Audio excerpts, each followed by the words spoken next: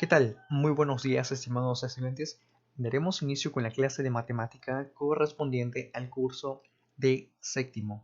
En esta ocasión vamos a tratar sobre el tema de medidas de tendencia central para datos no agrupados.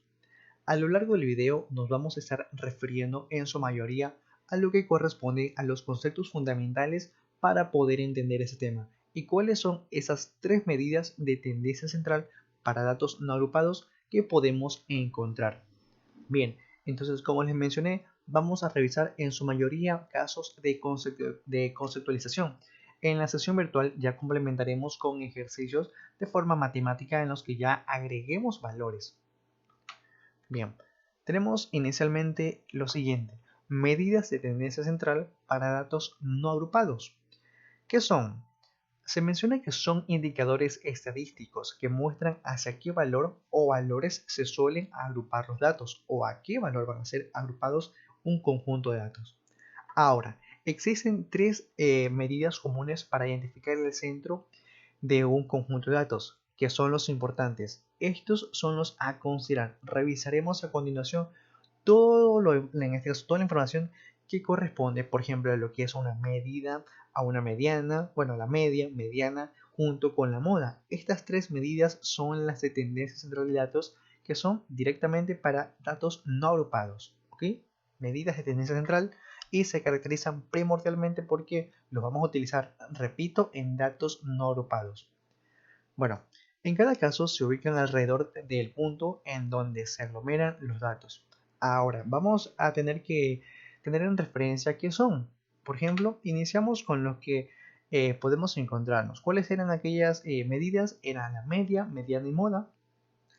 Las preguntas que se abren a continuación son: ¿cuáles son las medidas de tendencia central más usadas y cómo poder calcularlas? Primero, la media se hace directamente por medio de una suma, sumando todos los datos y dividiéndolos entre el número de datos. Esto es importante, luego lo complementaremos con los valores numéricos en las sesiones virtuales, pero es lo que necesitamos conocer en este momento. Por su parte, pasamos con la mediana. Se acomodan todos los datos en orden ascendente, ¿ok? Ya sabemos que vamos a tener que ordenar todos los valores de menor a mayor. Esto es importante, ¿ok? Esto es importante, puesto que si no hacemos ese proceso de ubicar en un orden correspondiente, nuestros valores van a verse modificados en gran medida y básicamente sí, no vamos a obtener la mediana. La mediana la obtenemos a partir de un orden concreto, de menor a mayor. Bueno, ¿dónde se encuentra el dato central? Que está en medio de ellos, ¿ok?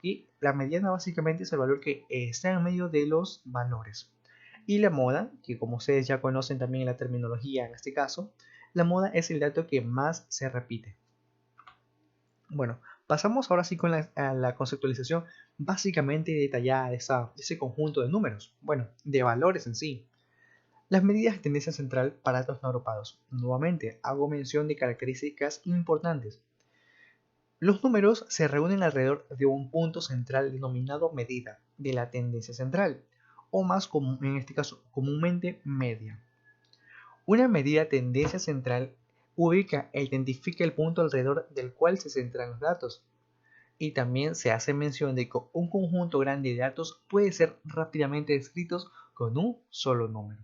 Okay, básicamente esto es una forma de expresar también valores estadísticos para presentarlos y así agregar una conclusión. Primero, tenemos en dichas medidas a la primera de ellas y también a la más importante, podemos caracterizarla así, que es la media. La media, también llamada media aritmética o promedio, esto es importante porque podemos obtener así algún promedio, por ejemplo, de calificaciones, podemos obtenerlo mediante la media, es igual a la suma de todos los datos de una muestra o población, dividida entre la cantidad de dichos datos sumados. Por ejemplo, la fórmula ya sería esa. Imagínense que tenemos un conjunto de datos grandes, ¿ok? Por ejemplo, dato 1, 2, 3, 4. Por ejemplo, tenemos 4 datos. Y estos datos, en este caso, independientemente de cuáles sean los números, los vamos a agregar de aquella forma. 1, 2, 3, 4. Y lo pasamos a dividir para aquel mismo valor, puesto que es la cantidad de datos que tenemos, que en referencia con el caso citado eran 4. Tenemos y pasamos con la mediana. La mediana algunas veces es llamada media posicional, porque queda exactamente en la mitad del conjunto después de que estos se han colocado en una serie ordenada.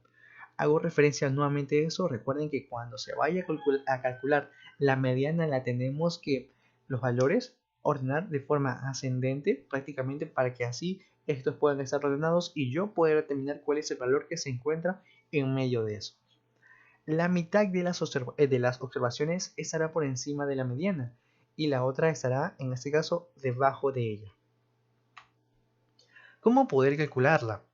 Si el conjunto de datos tiene un número impar de observaciones, por ejemplo, imagínense que tenemos aquí un número y tenemos 7 elementos o 7 valores. En este caso, lo que hacemos es directamente identificar el que se encuentra en medio, ¿ok?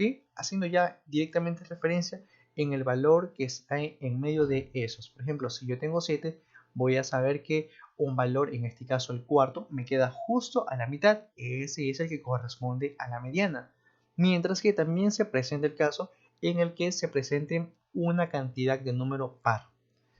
Bueno, hacemos mención de la lectura de aquello. Con un número de datos que contiene un número de observaciones par, es necesario promediar los dos valores. Por ejemplo, imagínense que tenemos aquí directamente los 8 datos, ¿ok?